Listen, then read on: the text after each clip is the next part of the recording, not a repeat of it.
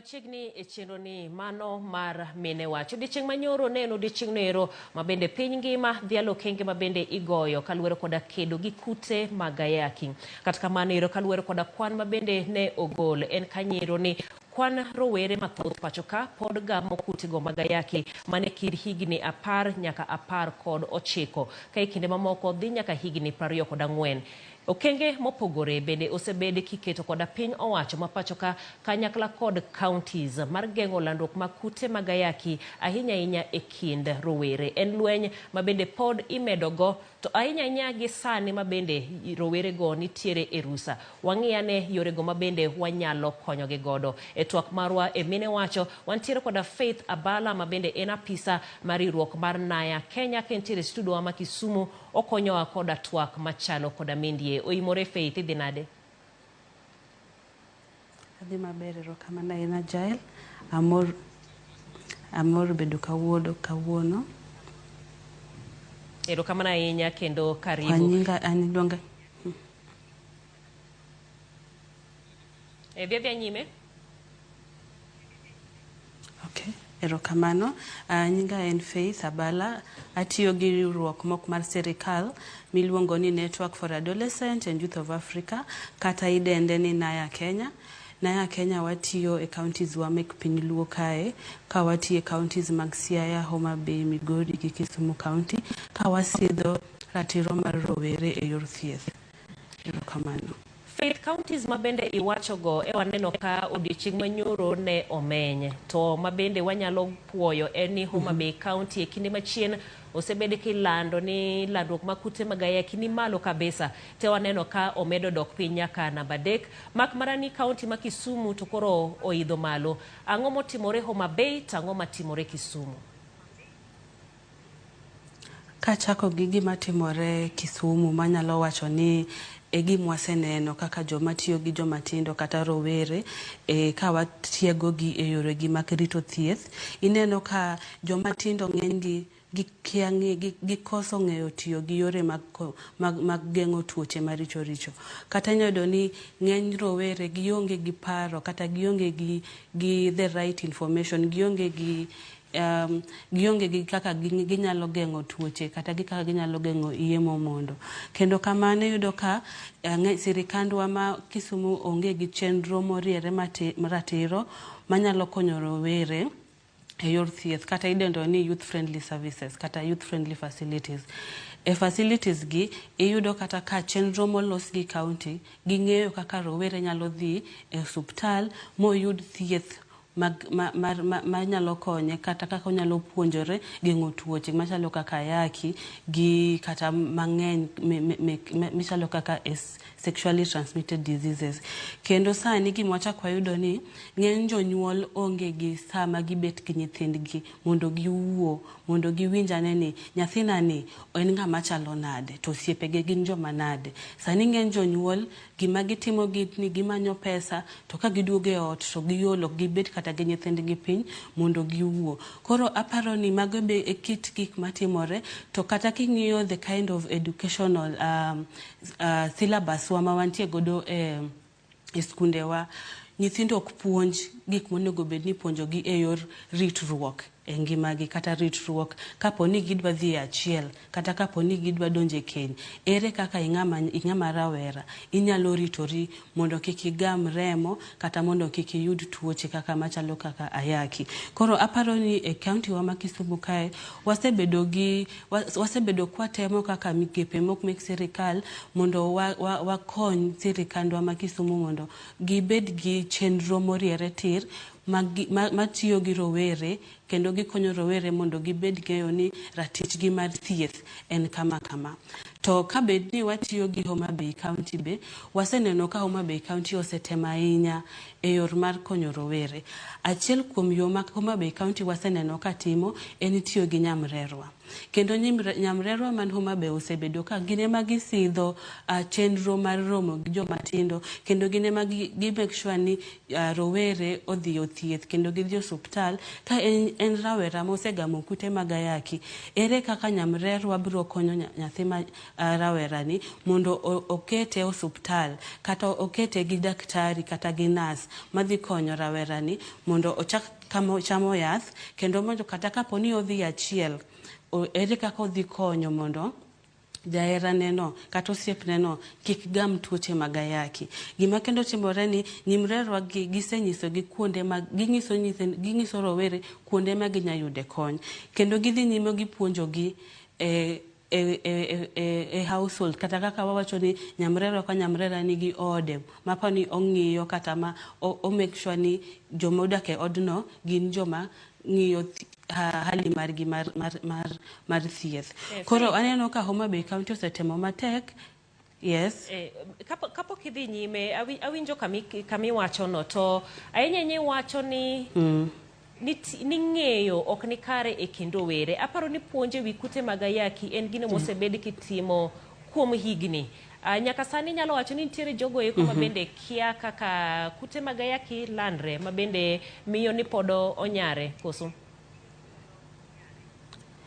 Aparo ni kuom gimwaseneno e ng'eny joma rowere ok ni gikia, ging'eyo kendo ging'eyo mang'eny di, but gin gi tomoro ni gin jok kisasa, yani gin joma kena nyawacho nango gi dho Kiingereza, ok gidwar timo kaka joma chon ne timo. Giwacho ni gin generation masani, koro gimbe gidwa ni gidag kaka gidwaro, koro giwacho ni gin gibro dak kaka gidwaro. En kata puonj mimiyo gigo, puonj mimiyo gi jogi nyamrerwa kata gimiyo gi migepe kata gimiyo gi school, ok gidwa tiyo godo. Mane kind maneno ka en gima timore e ng'eny joma tindo, kendo gitemo mondo gitim gikgi e yorgi mopogore gi gima kaka joma chon kata jonyuolwa ne timo gik moko. Information gin godo kendo dibed ni mano bende ema miyo un kaka jokanyo owinjo bed ni ubende koro uloko kaka uwuoyo gi rowere masani, nikech ka gisewacho ni gin tiere ngima masani mago gik mane timore kinde machon. Dibed ni koro ochuno ni ubende nyaka koro ulok kaka uchwalo puonj ne rowere. Kendo ahinya aparo ni kata migepe mopogore sani kaka gitemo timo migepe gi opogore kaka chon, nikech chon samoro ji ne beta piny tuwuoyo to ji bro winjo, but sani joma tindo dwaro ni samoro kidwa wuoyo kodgi ikelo mpira, ikelo thum mondo koro koka giwinj gimiwacho no. Samoro kata gidwaro mana chiemo, kikelo negi chiemo to iyudo ka kendo gibiro winjo puonj muwacho no. Gidwaro gik machalo tugo, sinema, koro gikaelago kukelo ne rowere nyalo miyo gi ilo mar biro winjo niya jogi wacho nango kata ang'o miwacho kae. Un kaka jolonya nitiere gino mabende uwacho kata udendo ni triple threat, gik moko adek mabende hinya ngima mar rowere, mago yie mohiu lando kute gi mag ayaki kachiel koda lwenje mago mag kit chwech. Gik moko adek gi gin okenge mage mabende oseketi mar tieko gi. Rokamana ahinya. King'iyo ni triple threat, wan gi tuoche mag ayaki, wan gi lwenje mag kit chwech kata mwadendo ni sexual and gender based violence, to kendo wan gi yemo mondo kata teen pregnancies. To king'iyo chakre ne wabedo gi corona mano higa 2020, ne uneno ka kendo research no wacho ni ne wabedo gi atamalo mang'eny ahinya e issues make triple threat go. To gima seneno katimore en ni nitie counties matemo mondo gikony wechegi ka gitemo kelo chenro mopogore kaka samoro ginyalo loso sheria kata ginyalo loso gima luongo ni policies manyalo konyo rowere, chike mosidhi makonyo rowere kata konyo migawo meg sirikal mondo gilos chenro maler manyalo konyo rowere mondo gitiek triple threat. Talking you kata triple threat bar kit luenje make kit luenje make kit chwech luenje make kit chwech yudo ka ng'eny ne sani kane research mar United Nations mar AIDS 2021 yudo ka atamalo nen 36 mano mino ni ei ji 100 ji 36 giyudo kata gi experience sexual and gender based violence.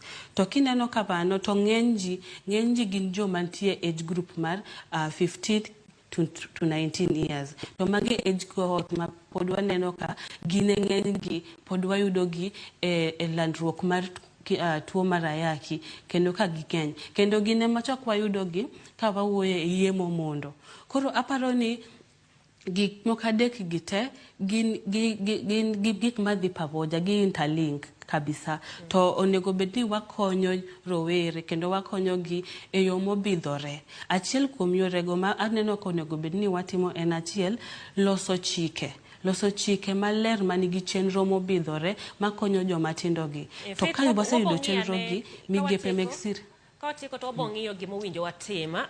Adwa mana duoki chien mondo koro wang'iyane kaluwore koda report manyoro. Gino ma bende omako dhok ni joma mine ema thothne mano joma mine kanyakla kod nyithindo manyiri ema thothne nitiere koda kwan gi mamalo nigi kute mag ayaki. To king'iyo kwan mar joma chuo to ni piny miwuoro 5,000 to joma mine to kwan no ero hew mana 10,000 gi wiye. Ang'o momiyo pogruok ma kamae nitiere? Erokamano ahinya. Pogruok no nyalo bet kaolure gi gik moko ariyo. Achiel en kit chwech mar ng'ama miyo. King'iyo kit chwech mar ng'ama miyo anya wacho gin yot mondo giyud tuo mar ayaki kalure gi chwech ma gintiere godo. To king'iyo kata ni mar ariyo ni kaka gin ng'ama miyo obedo vulnerability mare ni malo moingo mar dichuo. King'iyo kata triple threat mwawacho gik moko ariyo ma hinyo joma mine gin achiel en yemo mondo go. Tiyudo kata ka yemo mondo gi ng'eny gi gin mana nyithindo manyiri marowere ema hinyore ahinya. To king'iyo gimiluongo ni lwenje mag kit chwech joma hinyore ahinya kendo gin mana joma mine. Omiyo ng'eny numbers mwayudo king'iyo the landruok mar kite mag ayaki yudo ni mine ng'eny nikech gin vulnerable. Giyot mondo ng'ato kaw kata ka wang'iyo lwenje mag kit chwech wang'iyo kaka ng'ato inyalo mak gi thuon kata gima waluongo ni rape. Ng'ama miyo yot mondo otimne gima chalo kamano. Koro emomiyo wayudo ka ging'eny ahinya mondo giyud landruok mar kute mag ayaki moingo chuo. Mano ni karero kamana ahinya. Sawa bende aneno kadhi ka gima rumo. Wach ma bende adwaro ni bende ichaki mulnwa en wach mar tiyo koda yedhe ma mero ji ma bende lweny osebedo kendi e pacho ni mangima ka bende riwruok mar NAKADA kedo koda wach ni ten achiel kuom gigo ma bende iwacho ni nyayo landruok mag kute mag ayaki. Bende utiyo koda riwruoge kaka NAKADA mar geng'o tiyo gi yedhe ma mero ji kendo landruok mag kute mag ayaki? Erokamano ahinya. Wasebedo wan gi chenro mopogore opogore programs matiyo kaka NAYA Kenya mosebedo ka temo mondo wakony rowere mondo gibed ka gitiyo gi yedhe ailago. Koro gima oseyudore ni ng'eny joma tindo sani gitiyo gi yedhego ahinya. Kendo sani kata kidhi e community kata informal settlements kata wach kata ni idhi Obunga kata idhi kamoro kata e community Homa Bay kata Migori kata Siaya, iyudo ka kata chief koni ni sani wach kaka yedhe machando kaka nyasore gago mago sani wang'iyo godo. To ging'isi yedhe ma kiwinjo tiparo ni mago yedhe mineno anena samoro e TV mokipar ni ng'ama rawera nyalo tiyo godo. To aparo ni joma tindo be sani nigi uwezo mar dhi ma giyud pesa gimoro matin, koro ginyalo konyore godo kata ginyalo tiyo godo mondo ginyiew yedhegi. Mondo koro gitiyo godo ka giendelea godo nikech sani be onge tich. Koro sama onge tich no, gimo parapare pache en yudo pesa matin moyudo no, odhi onyiew godo yath modwaro tiyo godo no, koseyudo to mano bas. Koro aparo ni wasebedo kwad gi chenro mopogore opogore, kwatiyo gi chiefs, kwatiyo gi jotendwa ma e gweng', kwatiyo gi jodongo mantie e gweng' gi jonyuol moko mondo watem mondo wakonygi ka wasumo paro kaka wanyalo konyo rowere gi mondo gibed joma dongo e yo makare. To kachiel gi nakada be migawo mar polis bosekonyo ahinya e yorno. Kawuoyo kuom kaunti wa ma Kisumu kae, wasebedo gi projects mang'eny kata chenro mang'eny mwatiyo gi polis mondo wakony mondo kaka rowere tiyo gi yedhe maricho kata yedhe mamero gigo mondo dok piny. Erokamano ahinya. Sani gintiere dala kendo giwinji, gibet kod janyuolgi, jokanyo mopogore bende nitiere. Wane kodgi kimiyowa wachni mogik. Ahinya yore mabende koro wanyalo kedo gi wechegi. Erokamano ahinya. Kachako gi jonyuol, akwayo mondo jonyuol sani, wantie holiday mabor ahinya.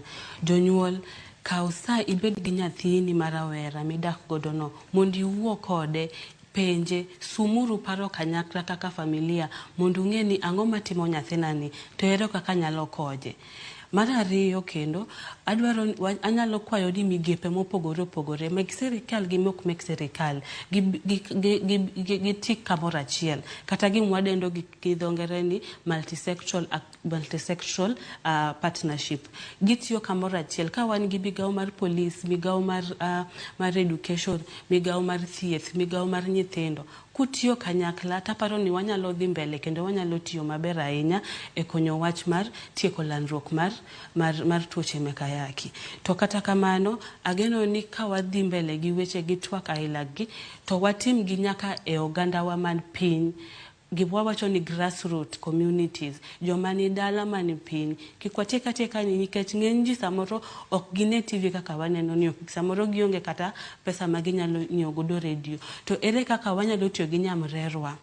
Wakony nyamrerwa mondo wadhi e piny e gwenge wa man piny mane dala, mondo wawuo gi jonyuol, wawuo gi rowerni kendo wawuo gi jotendwa mek oganda. Erokamano ahinya. Erokamano ahinya Faith Abala mano kawuok e riwruok nero mar NAYA Kenya. Gino mabende owacho kanyero en ni mondo waket okang' kendo warewre e nyako lwedo kedo koda wechego. Aneno ka ng'ato bende wacho ni nyithindo masani oluoro ich moloyo kutego mag ayaki, mano puonj mowinjo bedni iketo negi kendo iloko paro machalo koda mano ero. Mondi kawuok Homa Bay wacho ni imor kod nyamrero magwa kuom puonj mabende gichiwo ne rowere. Ka bende inyisa kendo ni iwacho maler ni puonjgi ochop ne nyithindo e gwenge duto mago mapacho ka. Erokamano ahinya Faith Abala kuom bedo kodwa kendo miyowa mano kanyero pachi kaluwore koda wach machalo koda mindie. Mano mabende wabedo godo e twak marwa makawuono mar mine wacho. Kik idhi mabor.